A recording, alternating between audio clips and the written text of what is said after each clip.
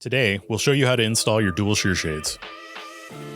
Before you begin, check your box to ensure that your window treatment is as ordered and your install guide and hardware is included. Also, confirm your shades fit properly by holding them up to the window frame and checking measurement accuracy. For install, you will need a tape measure, screwdriver, power drill with drill bits, and a pencil. You may also need a level, and for taller windows, a ladder. Consider drywall anchors if mounting directly into drywall without a stud. Your first installation step is to mark the drill sites for the brackets. We recommend measuring at least 1 inch from the back of the window frame for easy installation and removal. Drill the marked points, and then screw in the brackets. Lift the headrail and slide the front of the bracket into the top groove.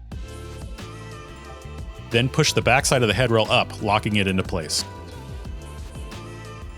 Test your shades by raising and lowering slowly to ensure even movement.